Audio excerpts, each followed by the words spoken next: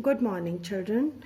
And today, here we are with the last of the chapters of your syllabus. This is the last chapter. It's a play, If I Were You, from your book Beehive. You must have noticed that the title is very interesting. If I Were You. You must have seen this type of situation in some of the movies also, when someone becomes someone else, when a person impersonates some other person for some particular reasons, and before he impersonates him, he studies his way of walking, talking, his habits and all that. Then he does so here also you will see this type of situation. Main characters are two only. Others we can, we will find these two talking to some other characters on phone. Otherwise, directly we will meet with these two characters. It is Gerard's house. Gerard is an Englishman. He is an actor and playwright. He writes plays also, and he is an actor also, and perhaps he supplies props for dramas too. This we can make it out by some telephonic conversations. Means he is associated with theatre, we can say. And second one is an intruder. So we don't know his name. He stealthily enters Gerard's house, and let us see with what purpose he has come there. When he enters, Gerard is talking on phone to someone, and perhaps he is talking to his client, and he promises that he will deliver the props for rehearsal in time. Just then the intruder holds him at the point of his pistol, and he threatens him not to move, otherwise he will be killed. And then he also tells him to answer all the questions that he puts to him. In this type of situation, anybody can get frightened, but we can't see any type of fear on the face of Gerard. He just takes the situation in a normal way. He shows a lot of presence of mind. He thinks that now he is in this situation. He has been caught in this difficult situation, but anyhow he has to come out of that.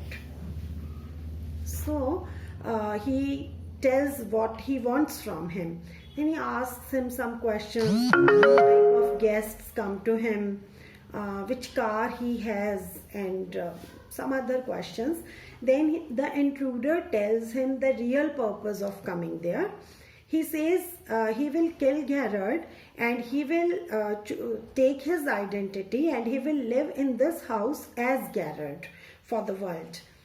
Reason, he tells the reason that police is after him, as he is a thief, he is a murderer also. He is a thief of jewels, and he has committed some murders also. He tells all these things to frighten Gerard, but Gerard is not frightened. And then he tells that he will first he will get the answers of some questions from Gerard, and then he will kill him. Now the whole situation is clear to Gerard. He again uses his intelligence and presence of mind. Without fearing, he tells the intruder then this plan is not going to work, as police is after him also. He is also a criminal. He is not a man of pure image. He is also a criminal, and police is after him, and he is trying to run away from the house today. Gerard even offers him that intruder can also run away with him in the same car if he wants. Intruder falls in the trap laid by Gerard, and he believes him, as means there are actually he shows him some mustaches, whiskers and all. He is related to theatre, so he has all the things, but he shows all these things to convince him that he sometimes changes his looks to escape from the police. Then fine, both of them agree to run the same night in Gerard's car.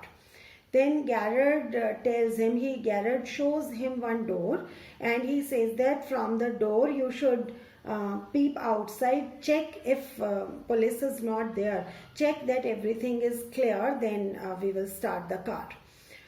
Actually, that is not he tells him that this door leads to garage, and if he look from this door, he'll be able to see the scene of outside. But actually, that is the door of a cupboard, dark cupboard. So intruder tries to peep into that cupboard. Before he could make out that it's not a passage, it's an almirah, Garrett pushes him inside the cupboard. His pistol also falls outside, and he locked that cupboard. Intruder keeps on beating the door, keeps on requesting him to take him outside, but he does not listen. Okay, and he rather makes a phone call. First he tells that client that he will not be able to supply the props in time, there is some problem, and he also makes request to the same client to send police to his house, and he himself is guarding the cupboard with a pistol in his hand, so that if the intruder comes out anyhow, he can kill him with his pistol. So what did you learn from the play? That problems can be there with anyone, but with our wisdom, intelligence and presence of mind, we can come out of those problems. Title also must be clear to you. Intruder comes to Garrett's house with the intention of becoming Garrett and living the life as Garrett, as he thought that Garrett must be a respectful person. He is that, but Garrett has also to protect himself. So Garrett, with his wisdom, comes clean out of it, and he rather helps police to catch a criminal. Okay, that's all, and it's interesting. We will start reading it from the book from tomorrow, and we are, summary is clear to you. Even if you read it on your own, you will understand. But I will suggest you to do this work, vocabulary work. Match the meanings with the words. Do this. Tomorrow we will discuss this also.